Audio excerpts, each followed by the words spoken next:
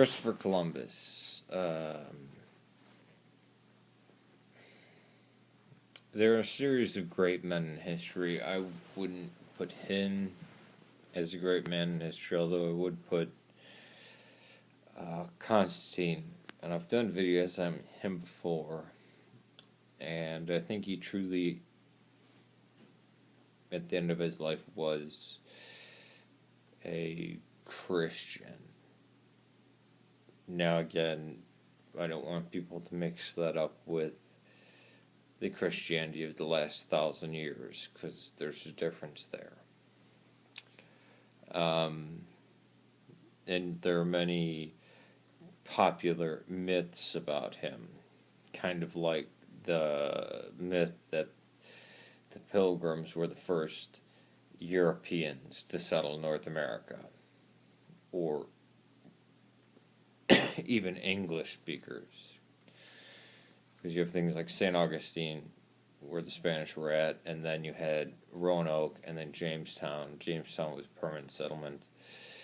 The reason why we celebrate Thanksgiving, the Pilgrims in 1620, who had to be saved by the indigenous people of the area,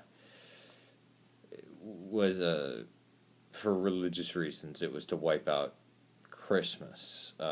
They actually outlawed Christmas and replaced it with Thanksgiving, and it really didn't have much to do with the reasons for the Native Americans. It was using a biblical passage, the Feast of the Tabernacles, which they believed fell around that time, and it was until, I think it was Abraham Lincoln, that set the date as, it could be wrong, could be later presidents, that just set the date as the Thursday in, the last Thursday in November. But Columbus, again, nobody was frightened to fall off the edge of the earth. The Greeks knew the circumference of the earth within a few, meters, I believe. All you need to do to know the earth is round is, you don't even need to live near a body of water to see the ships disappear. You can just take a stick, take a pole, stick it in the ground, walk in one direction, stick another pole in the ground, and look at the shadows. And if your culture has any value in mathematics, which ancient cultures did, especially the Greeks, the Egyptians, that's the first thing that gets valued. The Egyptian priests were engineers and mathematicians. That's what they were. Whether people like that idea or not, of course, they did the incantations and stuff like that. They didn't know how to read and write, but there were various cults built around math. The one that gets remembered the most is Pythagoras' cult.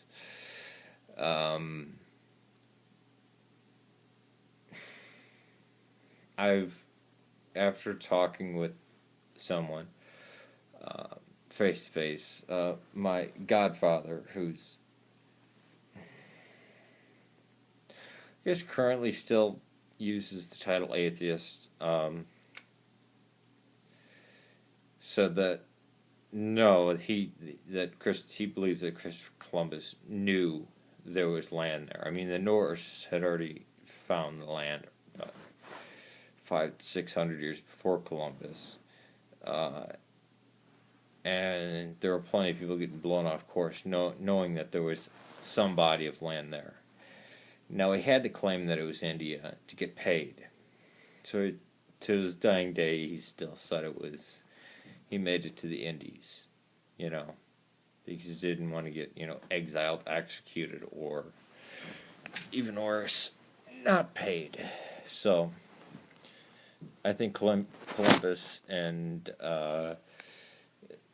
many of the Venetian sailors knew that there was land there, but the only contact that people ever made with the people there was hostile savages. And I don't mean savages in a negative way. I mean people who were still pretty much in the Stone Age. If you're hitting North America, you are pretty much hitting Stone Age culture.